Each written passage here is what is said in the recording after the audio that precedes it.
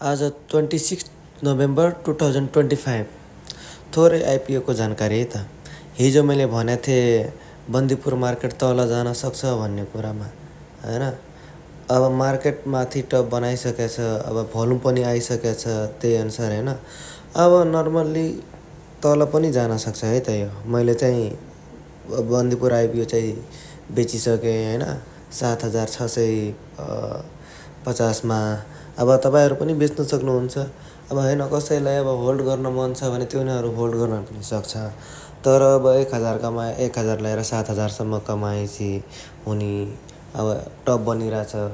त्यति भएमा खुसी हुनेहरु चाहिँ बेच्दा हुन्छ है त आइपिओ। मैले चाहिँ बेचिसकेँ 7650 मा हैन। अब मार्केट हेरौँ तल जान्छ कि माथि जान्छ। सकेसम्म त तलै जान्छ किनकि 80% चान्स छ कि तलै जान्छ। 20% माथि जाला तर 80% अहिलेसम्म म गर्दै आएको यस्तै नै हो के अरे हैन। यस्तै गरी गर्दै आएर मैले कमाइरहेको छु अहिलेसम्म। त्यही भएर नर्मल्ली तपाईहरुलाई जानकारी चाहिँ अब चाहिँ आइपिओ तल आउन सक्छ भन्नाले यो बन्दीपुरको है त। अब कति दिन तलसम्म बस्ला त्यो त थाहा भएन हैन। माथितिर त जान्छ नजाने हैन। अब होल्ड गरेर राख्नेहरुले चाहिँ राखम। अब कसैले बेच्न मन छ भने बेच्दा हुन्छ है त। आज चाहिँ 26 हो नोभेम्बर 2025। अब यो भिडियो हेर्नेहरुले चाहिँ आजको दिनमा सेल गरे हुन्छ। अब भिडियो कतिखेर जाने हो पछि अब आइपिओ पर्नेहरुले चाहिँ यसै गरी एनालाइसिस गरेर भनौं न आइपिओ सेल गर्न सक्नुहुन्छ है त। म देखाउने छु है त मार्केटको चार्ट। अब मैले बन्दीपुर सिधै गएँ। यहाँ बन्दीपुर भन्नेमा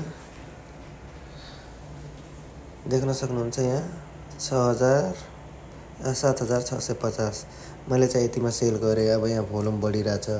अहिले भर्खर 1 बजिरहेछ हैन। 3 बजेसम्मको टाइम हो। अलमोस्ट 140 के भोल्युम त आइसकेको छ। मार्केट तल आउन सम्भावना छ। त्यही भएर जसलाई बेच्न मन छ तिनीहरुले बेच्दा हुन्छ है त।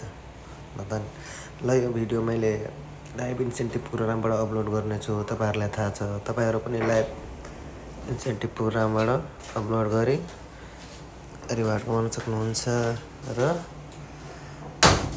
मैले दिएको लाइभ गो लाइभ भन्ने बटन क्लिक गरी जोइन गर्न सक्नुहुन्छ है त। तपाईहरु पनि लाइभ जोइन गरेर रिवार्ड कमाउन सक्नुहुन्छ र लाइभ इन्सेन्टिभ प्रोग्रामबाट भिडियो अपलोड गरेर रिवार्ड कमाउन सक्नुहुन्छ है त। तपाई थ्यांक्स फर वाचिङ र अर्को भिडियोको लागि चाहिँ फलो गर्नु होला है त। धन्यवाद।